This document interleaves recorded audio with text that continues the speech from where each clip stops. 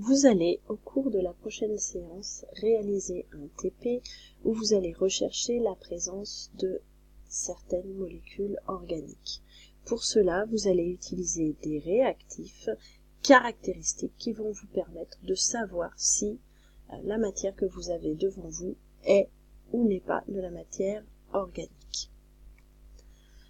Vous avez déjà vu que la matière organique était principalement constituée des atomes suivants, le carbone, l'hydrogène, l'oxygène et l'azote.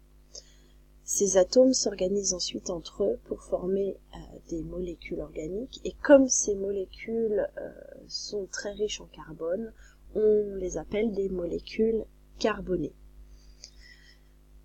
On a donc 4 grands groupes de molécules organiques: les lipides, qui sont les corps gras, les graisses, les protides, qui correspondent au groupe des protéines, les glucides, qui correspondent au groupe des sucres, sucres simples et sucres complexes, et enfin les acides nucléiques, qui correspondent à ce qu'on appelle les nucléotides étant les constituants de base de l'ADN.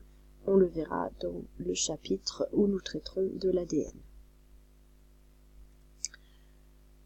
Pour savoir comment se fait le lien entre les atomes et les molécules organiques, on peut s'intéresser au modèle moléculaire de 3 exemples de molécules organiques.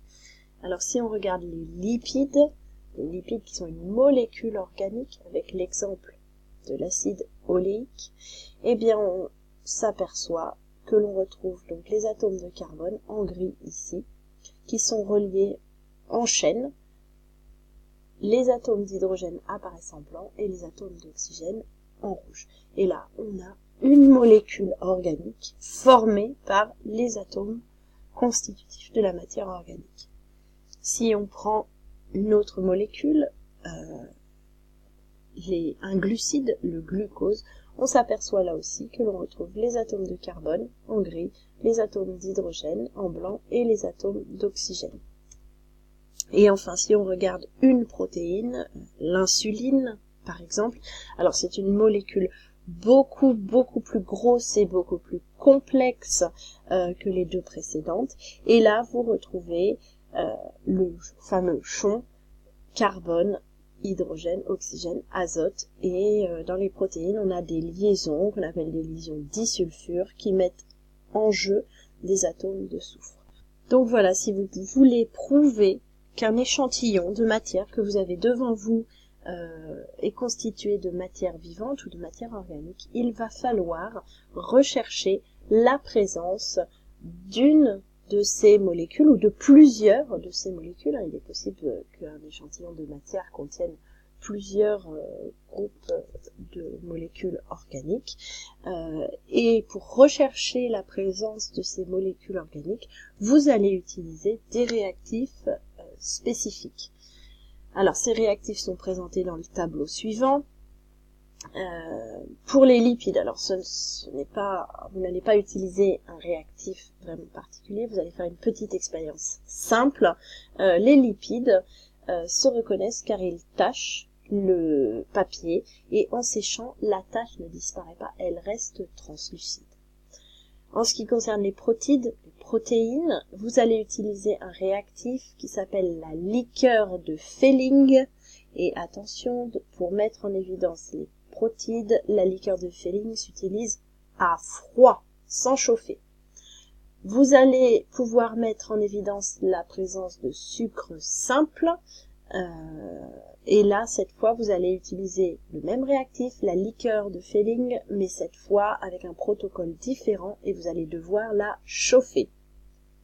Enfin, vous allez mettre en évidence la présence de sucre complexe par un réactif qu'on appelle le réactif de Lugol, et le réactif de Lugol est constitué par ce qu'on appelle de l'eau iodée. Je rappelle la différence entre sucre simple et sucre complexe. Vous avez vu tout à l'heure le glucose. Donc le glucose qui était une petite molécule constituée de 6 atomes de carbone. Donc c'est un sucre simple, c'est une petite molécule. Un sucre complexe va être constitué de l'enchaînement de plusieurs sucres simples et donc va être une molécule plus complexe, c'est-à-dire une molécule plus grosse formée de l'enchaînement de plusieurs petites molécules. Je vous rappelle maintenant quelque chose de très important, c'est l'importance des expériences témoins dans vos protocoles expérimentaux. Donc ça, c'est quelque chose que vous devez vraiment retenir. Vous ne devez jamais faire d'expérience sans réaliser une expérience témoin, une ou plusieurs d'ailleurs. Le témoin ou l'expérience témoin est importante car elle sert de point de référence, de point de comparaison, et vous allez vous appuyer sur cette expérience pour pouvoir conclure. Dans le cas de votre TP, vous n'allez pas réaliser une expérience témoin, mais vous allez en réaliser 2. Vous allez réaliser ce qu'on appelle un témoin négatif. Témoin négatif, c'est-à-dire vous allez utiliser le réactif dans une expérience où il ne réagit pas, de façon à voir qu'est-ce qu'il se passe lorsque ce témoin, lorsque ce réactif ne réagit pas. Donc la molécule qu'il caractérise n'est pas présente. On utilise généralement de l'eau distillée pour réaliser les témoins négatifs. Et vous allez réaliser un témoin positif, donc pour mettre en évidence comment le réactif réagit. Et donc dans ces cas-là, la molécule qu'il caractérise doit être présente. Ces témoins négatifs, témoins positifs sont obligatoires pour votre travail puisque vous ne savez pas comment réagissent ces réactifs en présence ou en l'absence de la molécule caractéristique. Je rappelle bien que ces témoins doivent être réalisés avec des molécules connues et non les molécules recherchées, puisque ils doivent servir de point de repère, donc les molécules doivent être connues. Alors, si on s'intéresse maintenant aux expériences avec les réactifs, donc témoins positifs, témoins négatifs. On commence par la mise en évidence de présence de lipides avec le test du papier, puisque c'est l'expérience la plus simple. Je n'entre pas dans les détails de l'expérience test, c'est-à-dire de l'expérience avec la molécule que vous allez devoir identifier au cours de votre TP. Vous aurez un protocole à suivre en classe lors de la séance de TP.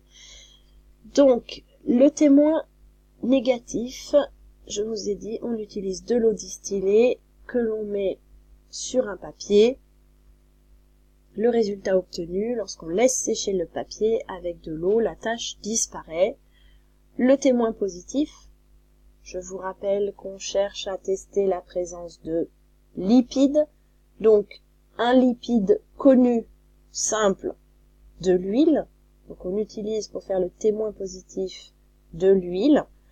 Le résultat obtenu, donc on fait une petite tache d'huile sur un papier, toute petite, et le résultat obtenu après un temps de séchage, la tache ne disparaît pas dans le cas où on utilise un lipide.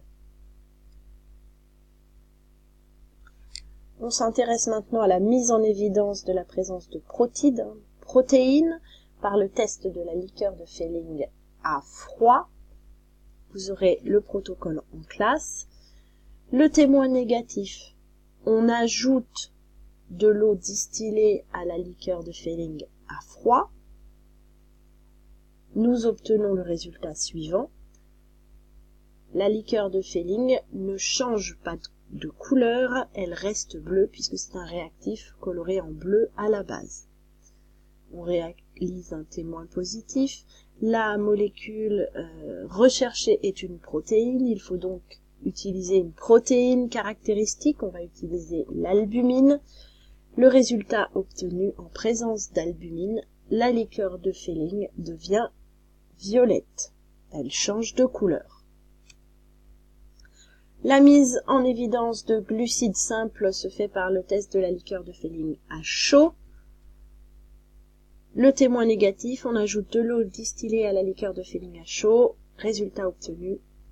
Comme précédemment, la liqueur de Fehling reste bleue, elle ne change pas de couleur, alors qu'avec un témoin positif, donc je vous rappelle, on cherche à mettre en évidence les glucides simples, il faut donc utiliser un glucide simple, le glucose, ajouté à de la liqueur de Fehling chauffée, donne ce qu'on appelle un précipité rouge brique, rouge orangé, et là la liqueur de Fehling donc change de couleur en présence de glucides simples.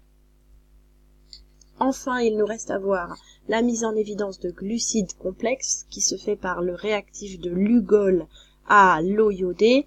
Vous allez cette fois non pas travailler dans des tubes à essai mais dans des puits. Le témoin négatif toujours, on ajoute de l'eau distillée à de l'eau iodée. Le résultat obtenu, l'eau iodée qui est normalement de couleur brun-jaune reste brun-jaune, elle ne change pas de couleur. Dans le cas du témoin positif, je vous rappelle, on recherche un glucide complexe, donc on utilise pour faire le témoin positif un glucide complexe, l'amidon. On rajoute de l'amidon à de l'eau iodée et l'eau iodée change de couleur et devient violet sombre. Vous allez donc devoir réaliser ces expériences en classe. Témoins positifs, témoins négatifs, donc vous devrez les maîtriser un minimum. Puis vous réaliserez ensuite vos tests de façon à pouvoir les comparer avec les témoins afin d'en déduire la présence ou non de molécules organiques.